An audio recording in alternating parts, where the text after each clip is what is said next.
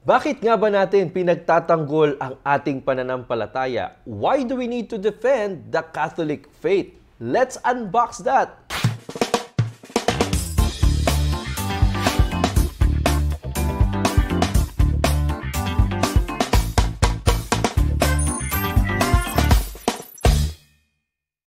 Friends, this is Burns Ocassi. Welcome to the third episode of Unboxing Catholicism TV or UCTV. Nagpapasalamat po kami sa inyo ng mga sumusubaybay, pati na rin po sa ating mga sponsors katulad ng ETVN Philippines Incorporated, pati na rin po ang Ferenc Coffee Bar at sa ating mga patrons and donors na monthly nagbibigay ng kanilang suporta upang maipagpatuloy ang ating programa. This is episode 3. Kung first time nyo pa lang po na nakikinig o nanonood ng ating programa, make sure that you like, share, and subscribe para hindi po kayo makamiss ng kahit anong content ng ating channel.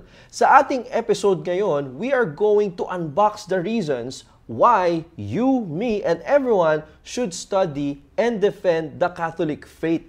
Bakit ba natin ito kailangan ipagtanggol? Joining me in this episode is one of the core members of the Unboxing Catholicism team who is also the first conservative podcaster in the Philippines. Huwag na nating patagalin, the Derek Ramsey of Catholic Content Creation, Jay Aruga. Jay, kamusta? Burns, medyo naninibago ako dito sa set natin. Thank you for inviting me. So, hey, kamusta mga unboxers? Excited na ako sa ating pag-uusapan ngayong gabi, ngayong araw, ngayong hapon, at kung anong oras nyo pinapanood itong episode na ito. I'm very excited and I'm so honored that you are still with us.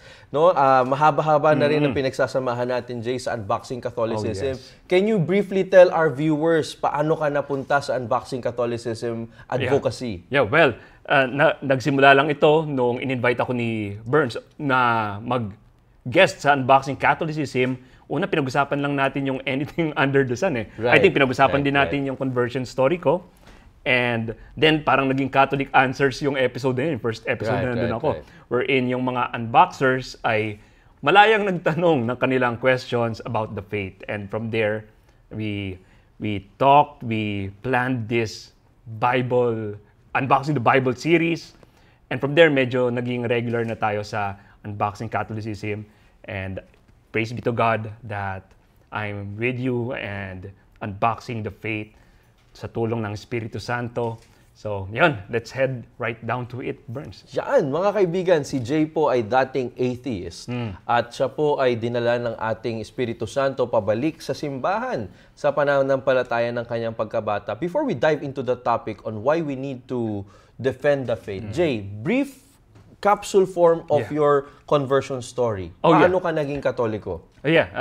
Naging atheist ako before dahil sobrang hilig ko sa rock music and ang mga male role models ko sa buhay ay into pornography. And nung bata ako, sadly nanonood sila ng pornography in front of me. Right. And pag-aral ko sa college sa University of Santo Tomas, doon ako naging ganap na atheist. And it's only until I graduated at nagtrabaho ako sa isang semiconductor company, sa isang manufacturing plant. You're an engineer. I'm an engineer.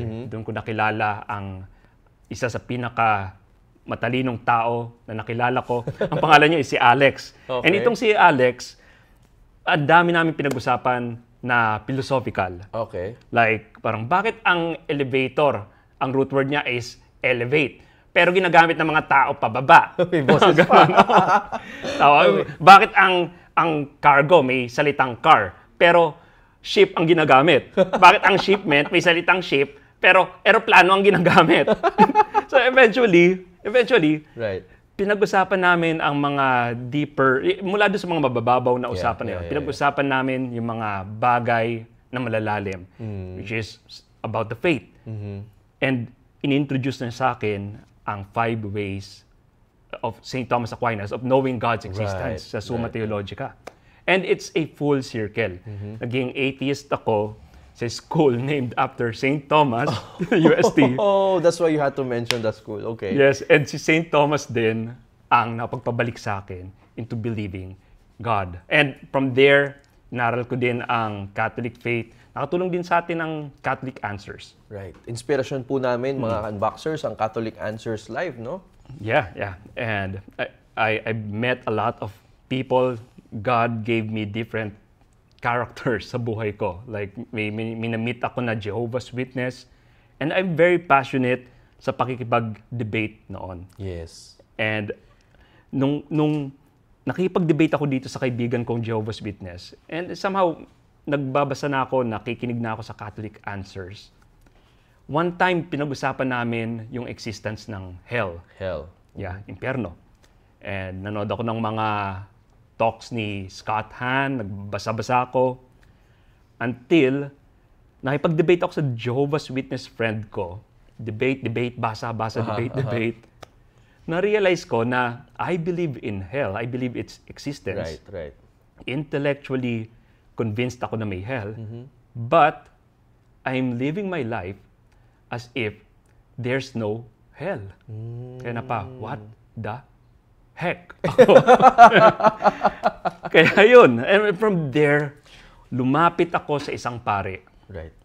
And from there, nangumpisal ako sa pare. Amen. Yeah. Mga unboxer, nakikita po natin na iba-iba ang kwento ng mga taong bumubuo sa Unboxing Catholicism. May dating protestante, dating atheist, no? Makakamit po tayo. Marami kayong makikilala sa ating programa na iba't ibang tao. Pero iisa lang po ang common thread.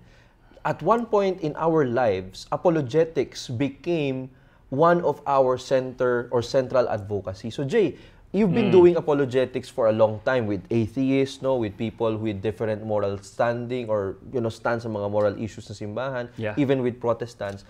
What we want to unbox today is the meaning of apologetics and why all Catholics, no, yung mga unboxers natin, bakit sila kailangan magkaroon ng interest dito. Una, ano nga ba ang ibig sabihin ng apologetics? Oo nga. And minsan nakikriticize tayo na ang apologetics ba ay nasa Biblia, di ba? Right. The word apologetics, by the way, hindi man siya nasa Biblia per se as the word apologetics, but the Greek word apologia, it means to defend. Right. And ayon sa 1 Peter 3:15, always be prepared to give an answer. So yun yung sabi ni San Pedro sana sa atin, always be prepared to give an answer to everyone who asks to give the reason for the hope that you have. But do this with gentleness and respect. Yan. So parang unboxing Catholicism. Yes. Defending So, sabi ko sa iyo, hindi ko inimbento ang unboxing. Matagal na to eh. Nire-repackage lang natin. Oo. Yun. So ayon kay San Pedro, defend with respect, di ba? To defend the faith clearly without being preachy. Yan. Actually, mababasa din natin mga unboxers no sa aklat ni Jude sa chapter 1 verse 3. Dear friends, although I was very eager to write to you about the salvation we share, I felt compelled to write and urge you to contend for the faith that was once for all entrusted to God's holy people. Mahalaga to, Jay, contending for the faith that was passed once and for all. Sa mga previous episodes, di ba, pinakita natin nila Father Franz na hindi nagbabago ang turo ng simbahan mula sa panahon ng mga apostoles hanggang ngayon. At mayroon po tayong dakilang misyon upang ipalaganap ang ebanghelyo at ang turo ng simbahan. Kung paano ito naunawaan ng mga unang Kristiyano. I think this is our vocation. Sabi din ni Saint Paul VI, no?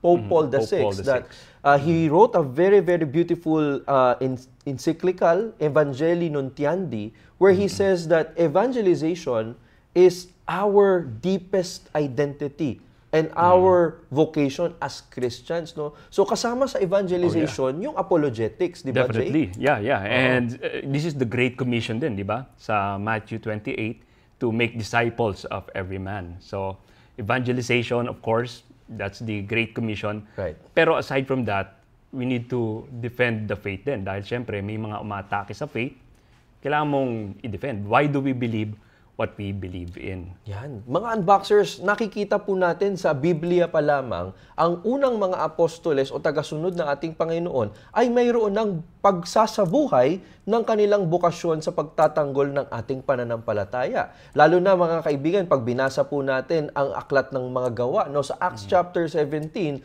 verses 16 to 34, makikita natin dito kung paano si San Pablo mismo ang nagtatanggol sa ating pananampalataya gamit ang philosophy. No, Jay, very interesting nitong angulo na to. No? Can you comment on that? Yeah, just like my conversion story, and nabanggit ko si Alex, di ba? Right.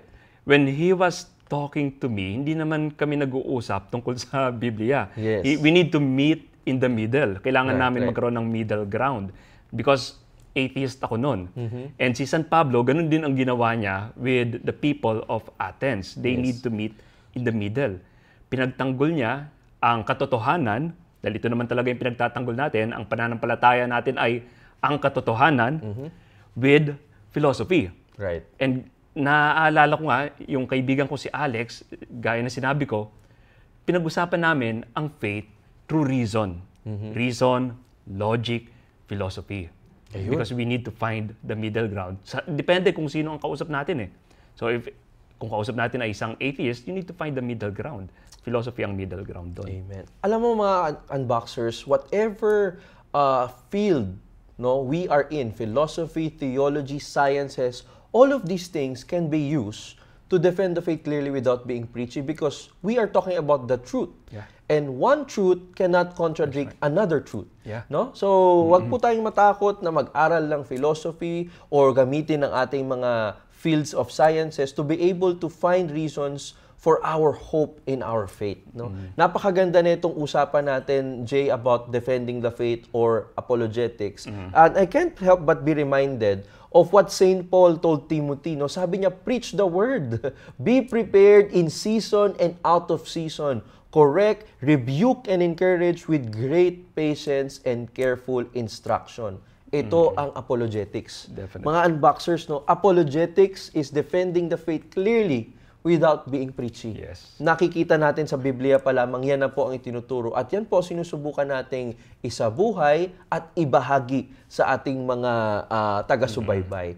Jay, let's talk about your favorite church fathers. No, meron ka bang mga favorite historical examples of how the faith was defended? Nabanggit ko din naman na si St. Thomas. But even before, favorite ko si St. Augustine. And si St. Augustine, he written about many things na nakakasira ng ulo.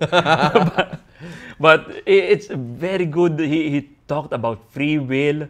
And I've been using some of his quotes sa discussion niya on free will whenever talking to atheists. So, and before that, may mga iba pa tayong mga church fathers na who were defending the faith even before. Kasi sabi nila yung apologetics is something new. Well, that's not true. Apologetics is practiced by church fathers even before. Isa dito si St. Justin Martyr, di ba? He is attributed to be one of the earliest apologists ng ating Catholic faith. Amen. Alam nyo mga unboxers, si St. Justin Martyr, sinulat niya ang paglalarawan or description kung paano sumamba ang mga naunang Kristiyano. Nung ako po ay protestante pa, akala ko ang pagsamba ng mga Kristiyano, kakanta sila, no? Magbibigayan ng mga ng mga cookies at magbabasa ng Bible, magba-Bible study, magse-cell group meeting sila kasi yun po ang pagkaunawa ko noon eh. Merong mga kakanta, may mag-share, pero pag binasa niyo po ang sulat ni St. Justin Martyr, pinapaliwanag niya na ang bawat pagdiriwang ng mga Kristiyano noon ay may tinatawag na presbyteros or presbyter or president in other translations. Mayroong mga pagbasa mula sa Old Testament at mayroong mga pagbasa mula sa mga awit. After niyan, Jay, after ng mga pagbasa, mayroong yung president or presbyter magbibigay siya ng exhortation and then they will give the keys. May binabanggit si St. Justin Martyr na the keys between the believers. At ito ngayon, yung ating ginagawa na peace be with you. Yeah. Kaya po, mga unboxers, mahalaga na mabasa natin yung church fathers kasi dito natin makikita paano isinabuhay ang pananampalataya ng mga unang Kristiyano at paano ito ipinagtanggol. No? So Jay, nung sinaunang panahon, maraming pangangailangan sa pagtatanggol ng pananampalataya. Definitely. May tinatawag na mga heresies. Oh, no? Yeah. At ang mga church fathers natin have defended the faith against heresies. And nabanggit ko nga si St. Augustine.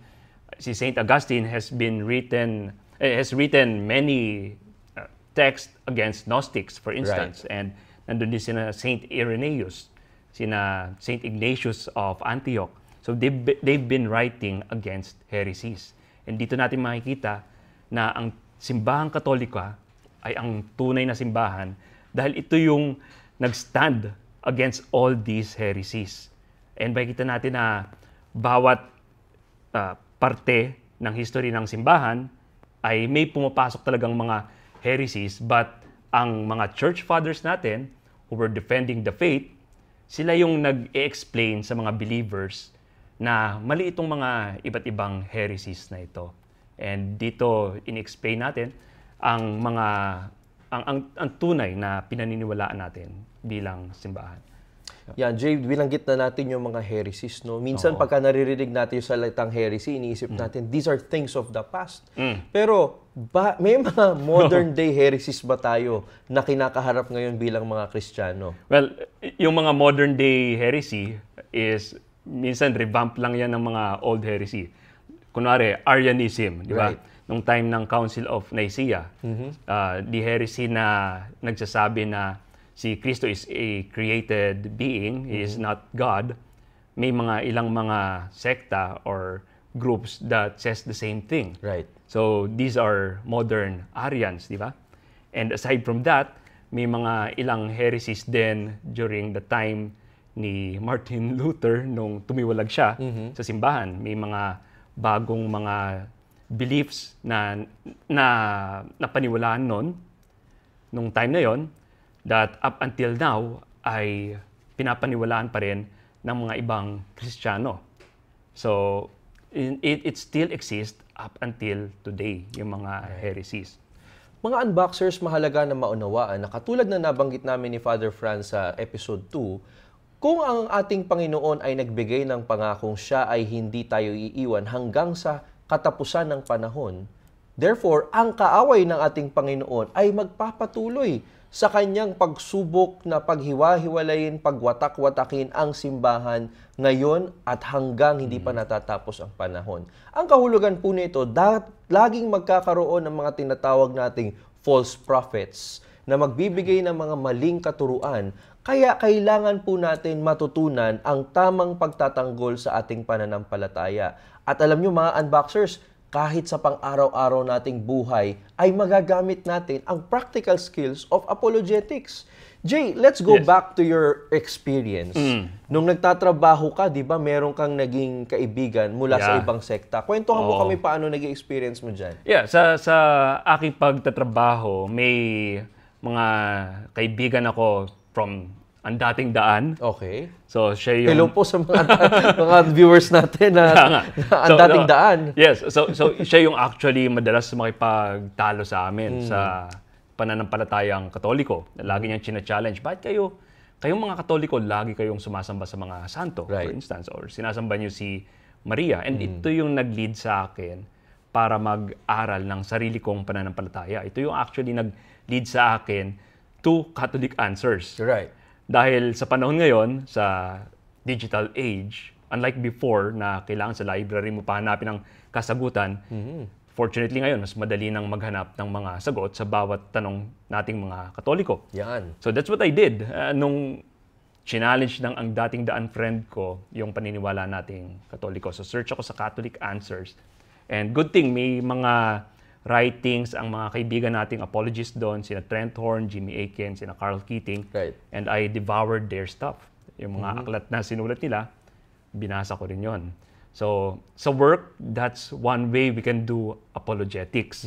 Kasi ang isa sa mga tanong sa atin is paano natin mai-apply ang mga natutunan natin, let's say dito sa unboxing Catholicism. And ang low-hanging fruit ay sa work.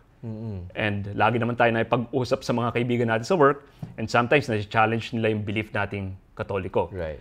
And whenever that happens, dito natin magagamit ang apologetics. We take the Catholic stand. Minsan, di lang yung doktrina eh. Let's say ngayon, mainit ang usaping, let's say, divorce, Moral issues. Right. And whenever these issues come up sa work, I pray that we take the Catholic stand. And that's how we can practice apologetics as well as Catholics. Hindi lang sa trabaho, mga unboxers, no, pati sa ating mga pamilya at sa social media, nakakaharap tayo ng mga tao na iba ang tingin at pagkaunawa sa Biblia. Kaya mahalaga po na malaman natin kung paano maipagtanggol ang ating pananampalataya sa paraang malinaw at mahinahon.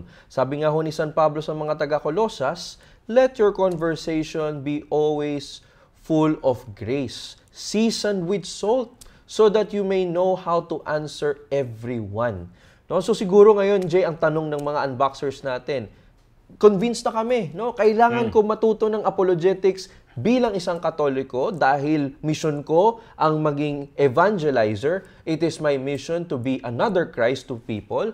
Ano kaya yung mga practical steps for me to start being an apologist? No? Kasi, Jay, sa 4 years natin sa Unboxing Catholicism, we've received hundreds if not thousands of email. Oh yeah. Laging tinatanong yan, paano tayo magsisimula? No? So, ito ang unang suggestion namin, mga unboxers. No? 4 years ago, when Unboxing Catholicism started, nagsulat po ako ng short ebook, 10 tips on how to defend the faith clearly without being preachy.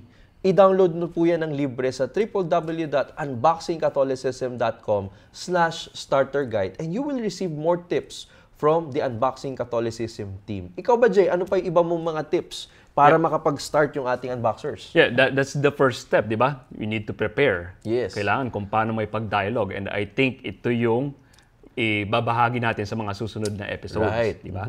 So, antabayanan yan. Aside from that, of course, we need to read books. We need to study. Because, syempre, apologetics is an ongoing thing, di ba? We need to constantly study dahil minsan, maraming mga tanong sa ating mga Katoliko. And sometimes, hindi naman kailangan lahat ay alam mo. Exactly. Because ang I don't know sometimes could be a valid answer. But, and it's a sign of humility. Yeah, it's a sign of humility. And from there, you need to find the truth. Hindi dahil sa hindi mo alam right now, ang answer is mananatili na lang na ganon. So you need to study, hanapin mo yung katotohanan dun sa tanong na hindi mo alam ang sagot. And siguro, dun na natin sila imbitahan to continue watching Unboxing Catholicism as we talk about these difficult questions sa ating pananampalataya.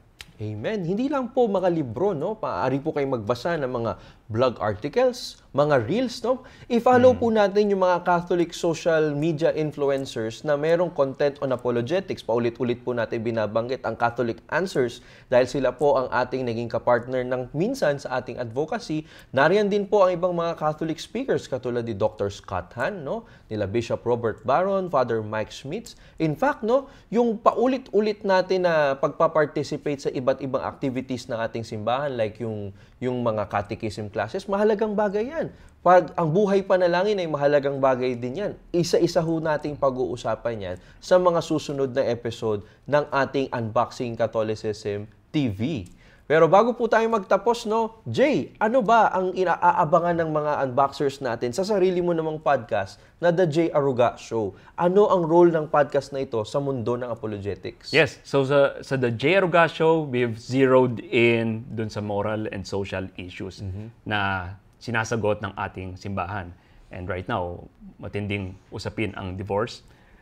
Marami tayong mga content about divorce and how to defend the church teaching on marriage. Right. So, ito ang isa sa marami pang susubaybayan ng mga unboxers sa The J. Aruga Show. So, thank you. Ayan, maraming salamat, Jay, sa patuloy na pagsuporta sa ating advokasya. At mga unboxers, maraming salamat po sa inyong pagtutok sa ating programa. May natutunan po ba kayo? May naalala ba kayong bagay na matagal nyo nang alam pero baka nakakalimutan na? I-comment nyo po yan sa ating comment section at maaari po ninyong ipadala sa amin ang inyong mga katanungan, suggestions at messages that we can feature in our next program. Malay nyo, kayo na ang next nating mabigyan ng shout-out.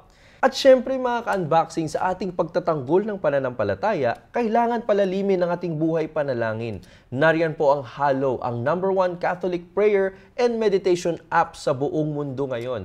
Huwag po kayong mahiyang i-download. Libre po ito sa inyong app stores. Tara, dasal tayo.